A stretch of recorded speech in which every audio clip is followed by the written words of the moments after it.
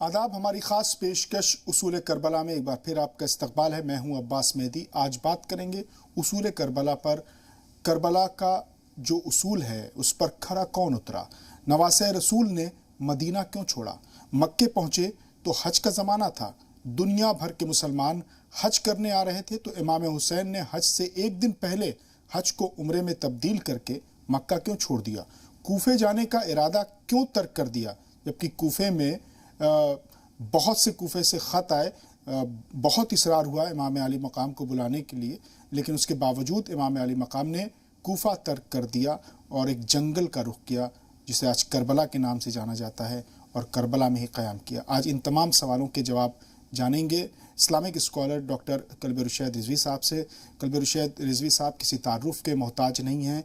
वो सिर्फ शियों में नहीं बल्कि सुन्नियों में, दूसरे मज़हब में, हिंदुओं में बहुत ही मकबूल हैं, बहुत ही उनकी शोहरत है। उनकी स्पीच को लोग सुनते हैं, उनकी तकारीर से लोग इस्तिफ़ादा करते हैं। वो अलग अलग मकामात पर अपनी तकरीर के लिए, अपनी स्पीच के लिए, अपनी मोटिवेशनल स्पीच के लिए जाते रहते हैं। मोहन साहब, आपका बहुत बहुत इस्तकबाल एक बार फिर से हमारे इस ख़ास प्रोग्राम उसूल करबला में। आपसे जो मैंने जैसा कि इंट्रो में बताया, मैं आपसे जानना चाहता हूँ कि नवासे रसूल हज़रत इमाम हुसैन अलैहिस्सलाम ने मदीना क्यों छोड़ दिया? मदीना तो उनका अपना शहर था, नाना का मज़ार मदीने में, अम्मा की कब्र मदीने में, भाई की लहद मदीने में। मदीने का बच्चा बच्चा इमाम अली मकाम को जानता था। कौन नहीं जानता रहा होगा इमाम हुसैन अलैहिस्सलाम को मदीने में?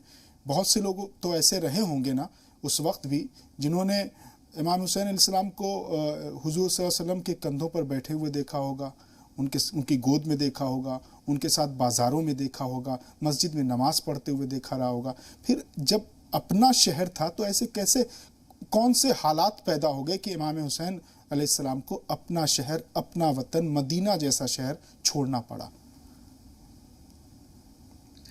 अब्बास, सलाम अक़ीदत आपकी खिदमत में, और या हुसैन के तोहफे के साथ आपके तमाम देखने वाले जो तकरीबन 40-50 मुल्कों में इस वक्त उर्दू के इस प्रोग्राम को, इस सलाम को देख रहे हैं, उन सभी के लिए ख़ास दुआओं के साथ बहुत शुक्रिया आपने ये सवाल मुझसे किया, और बहुत अच्छा सवाल है।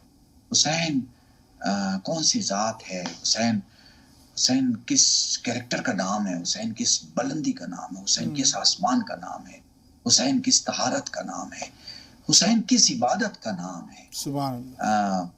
आप देखें ना, हुसैन वो ज़ात है जिसको सजदा भी सजदा करे तो सजदे को नाज हो कि हुसैन को सजदा किया। चूंकि लफ्ज़ ही नहीं मिलता ना। आप देखिए ना, हुसैन को दिल की गहराई से बोलें, दिमाग की शिद्दत से बोलें, अपनी खून की सूरत से बोलें, अपने जिगर की ताकत से बोलें। हुसैन आप बोलिए ना, हुसैन देखिए बोल के कि आपको कितना सुकून मिलता है, कितना इत्मीनान मिलता है, कितना यकीन मिलता है। मैं आज एक मजलिस पढ़ रहा था कोंगो में, लुम्बाशी एक जगह है यहाँ पर, तो मैंने एक जुमला कहा कि जब कोई बड़ी भीड़ आती है ना, तो ये तय है कि वहाँ कोई बड़ा लीडर आने वाला है।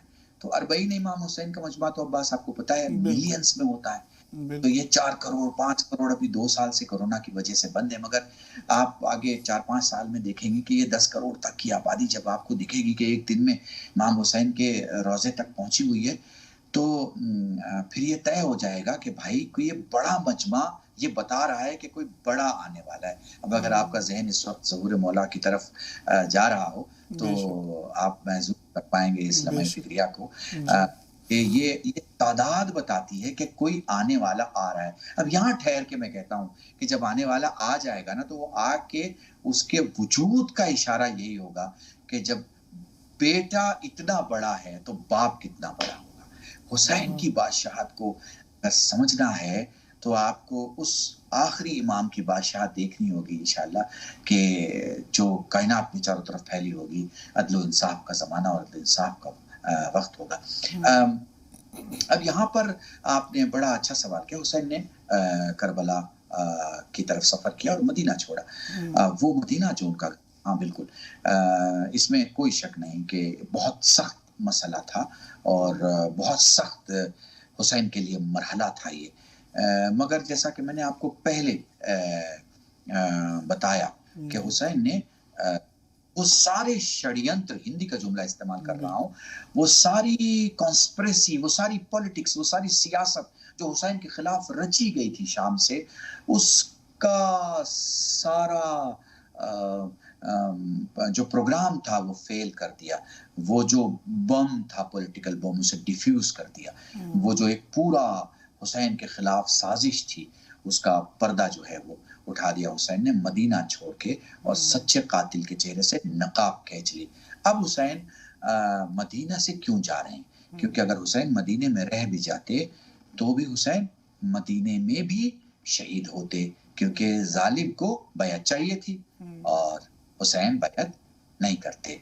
हुसैन बैयत क्यों नहीं करते?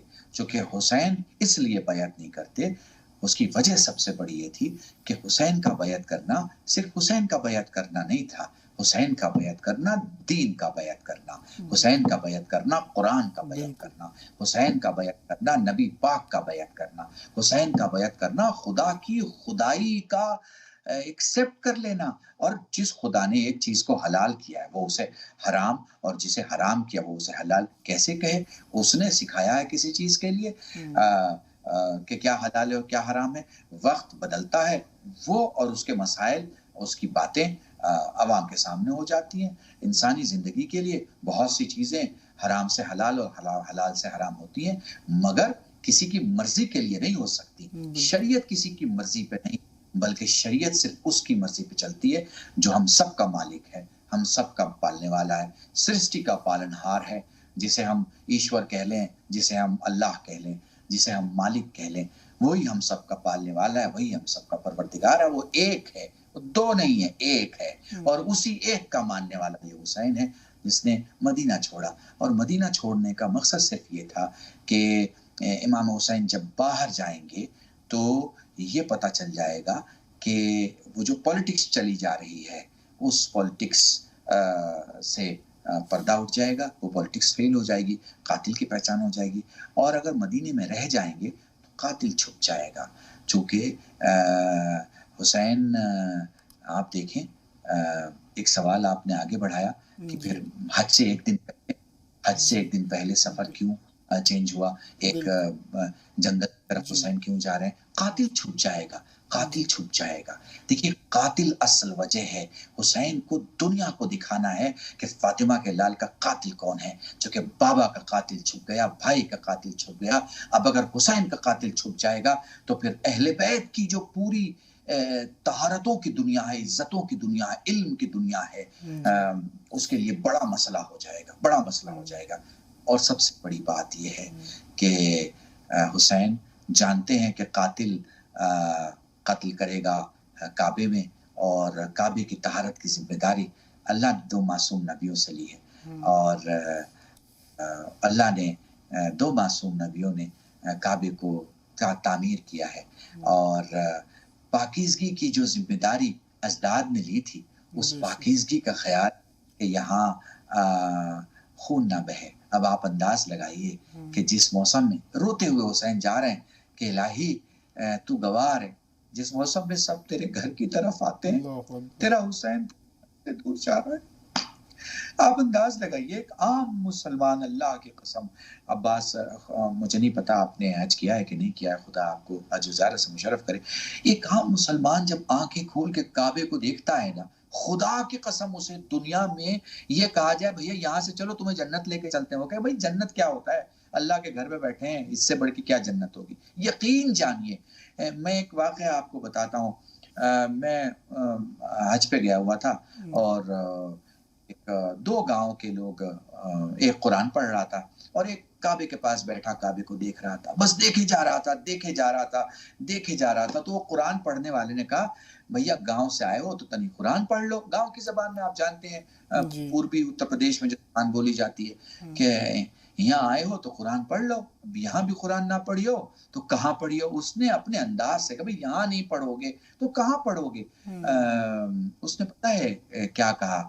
उसने कहा कि कुरान तो मैं अपने घर में पढ़ लूंगा, मैं काबे को शिद्दत से अपनी आंखों से देख के अपनी निगाहों में और अपने कल्ब में इतना उतार लेना चाहता हूँ कि मैं जहां देखूं काबा दिखाई दे.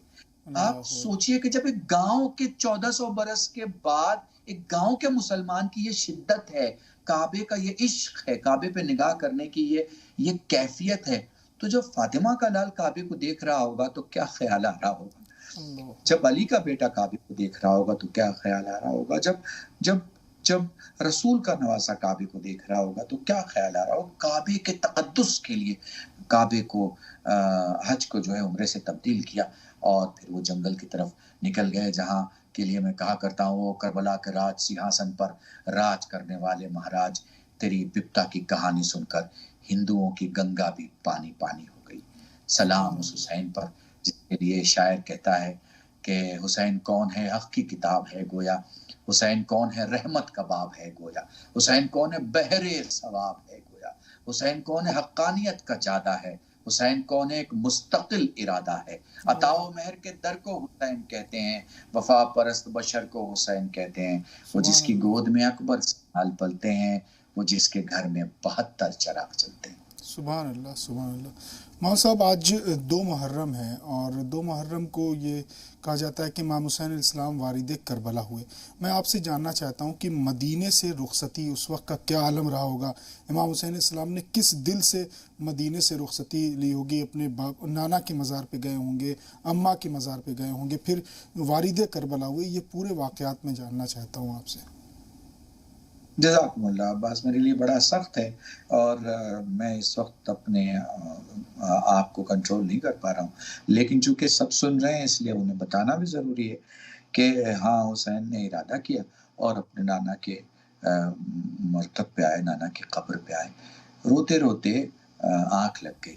خواب میں دیکھا کہ پیغمبر فرماتے کہ بیٹا حسین، جب سے تو نے کربلا جانے کا ارادہ کیا ہے تب سے تیری ماں کئی بار میری قبر پہ آ چکی ہے اور کہہ چکی ہے کہ بابا میرا حسین مدینے سے جا رہا۔ امام علی مقام اٹھے اور اپنے چند ساتھیوں کے ساتھ، یعنی گھر کے جو لوگ تھے، جناب عباس، جناب علی اکبر اور جو بچے تھے، جو بنی ہاشم کے جو لوگ تھے، ان کے ساتھ چلے، کیونکہ جناب زینب اکیلا نہیں چھوڑتی تھی جناب امام حسین کو۔